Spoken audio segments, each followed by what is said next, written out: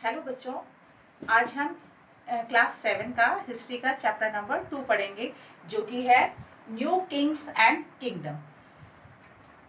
बच्चों, इस चैप्टर की शुरुआत हम करते हैं न्यू डायनेस्टी से। मिडाइवल एज जो थी वो 750 से लेकर 1750 एडी तक मानी जाती है, और इसी बीच में यानी कि 7th सेंचुरी से 12th सेंचुरी के बीच में कई नए नए राज्यों का उदय हुआ नॉर्थ और साउथ इंडिया में। नॉर्थ इंडिया में जो राज्य उदय हुए उनके नाम हैं प्रतिहार, राजपूत, चौहान्स, पालास। और साउथ में जो राज्य उदय हुए उनके नाम हैं पल्लवास, चोलास, राष्ट्रकूटास। कुछ राज्य वर्तमान में किन राज्यों से संबंधित हैं उनके नाम हम अभी देखेंगे। गुर्जर प्रतिहार जो राज्य है वो वर्तमान समय के राजस्थान, गुजरात और मध्य प्रदेश में है। यानी कि अब जो देखते हैं कुछ राज्य वर्तमान समय में किन राज्यों की सीमाओं में आते थे। जैसे गुर्जर प्रतिहार राज्य था बच्चों, ये राजस्थान, गुजरात और सेंट्रल एमपी में के अंतर्गत आता था। बच्चों, बात करते हैं राष्ट्रकूटास की। ये राष्ट्रकूटास जो डायनेस्टी थी वो महाराष्ट्र और नॉर्दर्न आंध्र प्रदेश में आती थी। बेटा, ये जो पूरा एरिया है ये उस समय वेस्टर्न डेक्कन के एरिया कहलाता था। पालास, जो पाल डायनेस्टी थी वो वेस्ट बंगाल में थी, और चोलास साउथ कर्नाटका, केरला और तमिलनाडु में एरिया में थे। और चहमान नॉर्थ वेस्टर्न एमपी में और साउथ ईस्टर्न राजस्थान में, और बच्चों दिल्ली में भी इनका शासन था। कुछ 7th सेंचुरी में बेटा बिग लैंडलॉर्ड्स और वॉरियर चीफ्स हुए थे, जो कि सामंत कहलाए। ये सामंत ज़्यादा विशेष पावर रखते थे। ये राजा को युद्धों में उनकी सहायता करने के लिए सैनिक सहायता उन्हें प्रदान करते थे, और राजा उन्हें इसके बदले में वेल्थ और पावर देते थे। कई सामंतों को महामंडलेश्वर और महासामंत की उपाधि भी मिली हुई थी।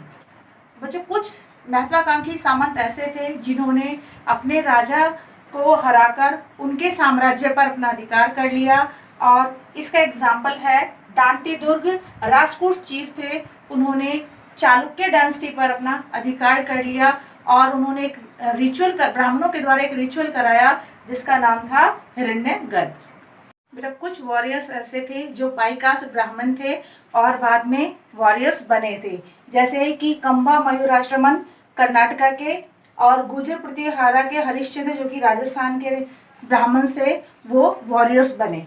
अब जो बात करते हैं एडमिनिस्ट्रेशन की, उस समय की शासन व्यवस्था की, जिसको कि हम शुरुआत करते हैं टाइटल से। उस समय के जो टाइटल्स थे महाराजा अधिराज, जिसका अर्थ है ग्रेट किंग या ओवरलॉर्ड ऑफ किंग।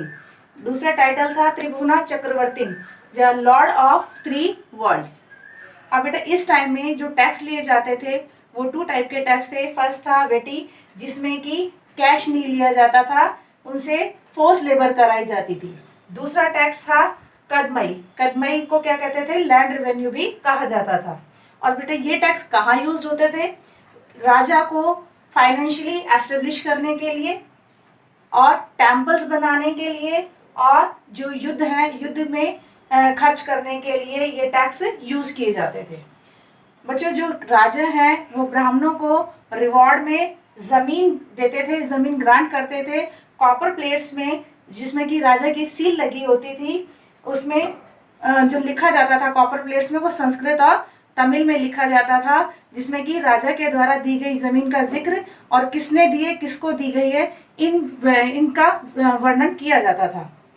वॉरफेयर्स धन की लालसा के लिए या साम्राज्य बढ़ाने के लिए युद्ध किए जाते थे, जैसा कि गुर्जर प्रतिहार, राष्ट्रकूट और पालास डायनेस्टी। ये तीनों डायनेस्टी ने इन तीनों डायनेस्टी ने कन्नौज पर एकाधिकार करने के लिए युद्ध किया, जिसे कि इतिहास में ट्राई पार्टी स्ट्रगल के नाम से जाना जाता है। जो हम पढ़ रहे हैं वॉरफेयर फॉर वेल्थ में हमने पढ़ा ट्री पार्टी स्ट्रगल हमने पढ़ा, जो कि राष्ट्रकूट, पल्लवास एंड गुर्जर प्रतिहार का था कन्नौज के आधिपत्य को लेकर। इसके बाद जो रूलर्स थे उन्होंने जहाँ भी जीत हासिल की, उसके बाद उन्होंने लास्ट टेम्पल बनाए अपनी पावर दिखाने के लिए, अपने रिसोर्सेज दिखाने के लिए। इस समय जितने भी किंगडम थे वो एक दूसरे के जितने भी राजा थे वो एक दूसरे के किंगडम पर अधिकार करते थे, और उनका पहला टारगेट क्या होता था? मंदिरों को डिस्ट्रॉय करना। इसी क्रम में सुल्तान मोहम्मद गजनी, जो कि अफगानिस्तान का रहने वाला था, 1997 से लेकर 1037 तक उसका टाइम पीरियड है, उसने इंडिया पर ऑलमोस्ट हर साल उसने इंडिया पर आक्रमण किया कि किसके लिए? केवल वहाँ की धन संपदा के लिए, वहाँ की वेल्थ के लिए। और उसने सोमनाथ के टेम्पल गुजरात पर ज़्यादा पर अटैक किया। ऐसा माना जाता है कि उसने गुजरात के मंदिर को, सोमनाथ के मंदिर को 12 बार लूटा था। और उसका एक स्कॉलर था, उसका एक विद्वान साथी था जिसका नाम था अल बरूनी। उसने एक किताब लिखी थी, किताब अल हिंद, जिसे कि संस्कृत जो स्कॉलर्स है उनसे डिस्कशन करके भारत के बारे में, वहाँ की रिवायतों के बारे में और वहाँ की जो रीति रिवाज है उसके बारे में, वहाँ के कल्चर के बारे में उसने उससे लिखा। और मध्यकालीन जो मिडाइवल हिस्ट्री ऑफ इंडिया है उसके बारे में हमें उस किताब से बहुत सारी जानकारी बच्चों मिलती है। आप ये चौहान से मोस्टली दिल्ली और अजमेर के रहने वाले, अजमेर में उनका शासन था, और उन्होंने चालुक्यास और गुजरात के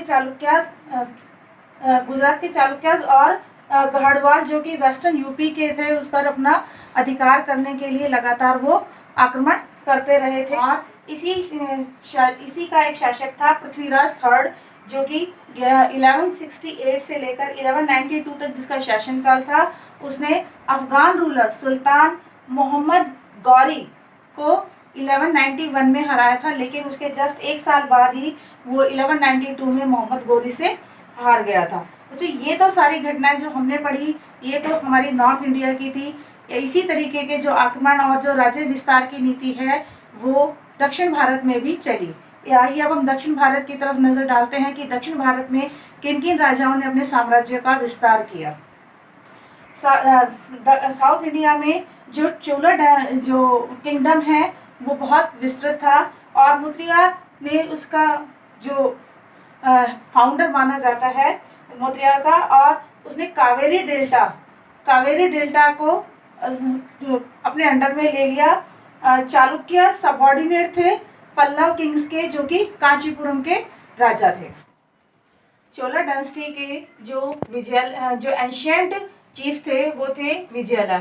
उन्होंने उनकी फैमिली उदियार नामक जगह से बिलोंग करती थी। उन्होंने उस डेल्टा को कैप्चर किया, और उसी फैमिली के मुद्रिया ने 9th सेंचुरी में तंजावुर टाउन का निर्माण कराया, और गॉडेस निशम वासुदिनी के लिए टेम्पल का निर्माण भी उन्होंने कराया। इसी चोला डायनेस्टी के राजा फर्स्ट, जो मोस्ट पावरफुल जो किंग हुए हैं, उन्होंने 1985 में राज किया, और उनके जो सन थे उन्होंने नेवी एक्सपेंडिचर किया, नेवी को एक्सपेंड किया, और उनका राज्य वैसे तो छोटा था, लेकिन उन्होंने समुद्री यात्राएं करके और समुद्री सेना का गठन करके अपने साम्राज्य का निर्माण किया। सेंटर ऑफ क्राफ्ट जो थे वो तंजावुर और गंगई कोडई चोलापुरम के जो टेम्पल थे वो थे। उनका निर्माण राजा फर्स्ट और उनके पुत्र राजेंद्र ने कराया था। जो चोला डायनेस्टी थे उनकी जो ब्रॉन्ज जो मूर्तियां थी वो भी बहुत प्रसिद्ध हुई। उनकी जो मूर्ति कला में जो नक्काशी का काम था वो बहुत ही अच्छे तरीके से किया गया था, और उनकी जो almost the finest in the world mainly deities also devotee.